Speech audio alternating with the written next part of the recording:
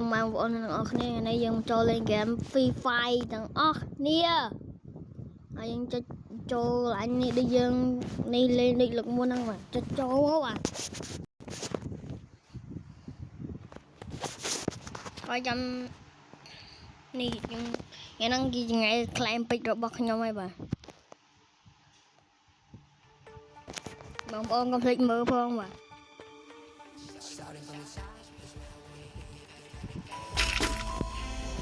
đi bạt nhầm nó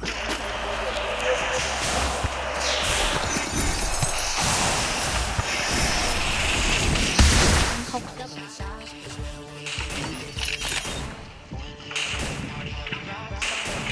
tầm 4 năm chập trên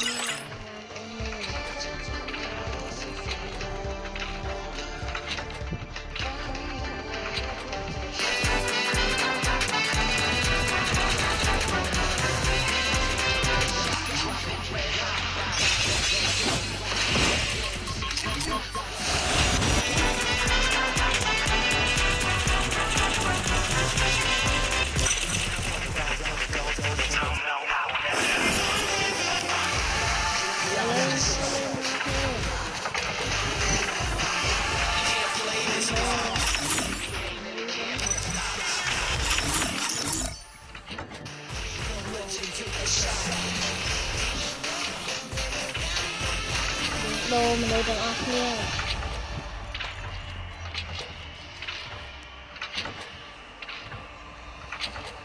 đi chơi mấy cái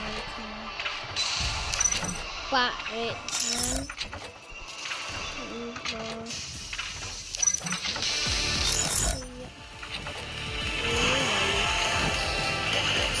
chơi lại cho đập lại như nhớ vậy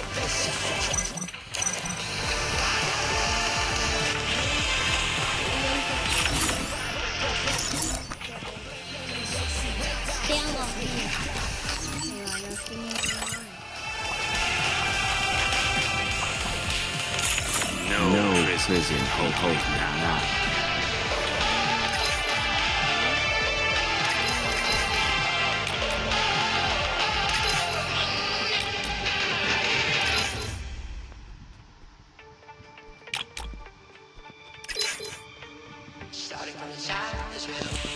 That's it. Đừng cho lên vậy.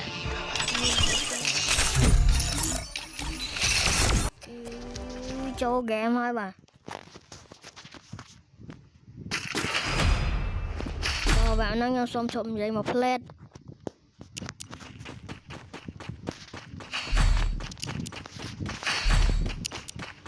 Thì nhóm cô về riêng khăn đây đây bà. Ông vậy tích tích like ball ngâm lư.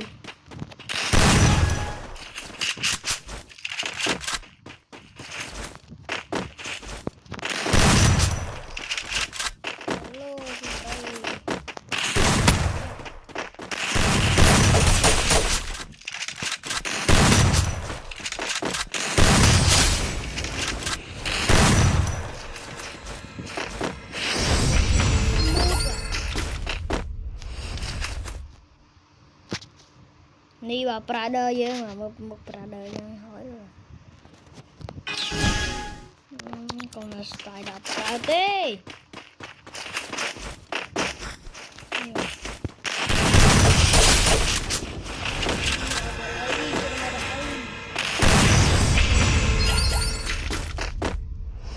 Bữa pro này nó có score nhanh tới đây mình muốn nhúc lốp score con mà. Bữa lớn lên đi máu. Đi lên đầm mùi năng xanh mai này rồi mình lại ngọt con kia cho tôi và đã lươn tích kia nó rồi rồi mất cái đập bài cả hơn mà từ ấy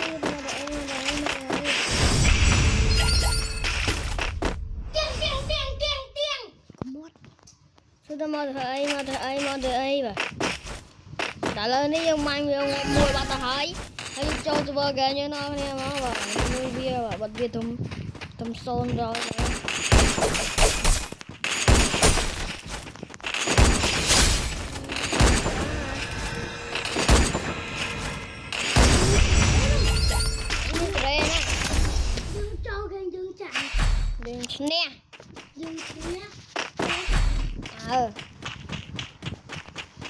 vô thì cái lên mà bật có phone ấy dạ vô ê lên tiết han han han à han lương anh đang vô lương chị ta mà Nước chơi nước kìa. lược máu anh nói lược lược mà Chơi nước. anh lược gì vậy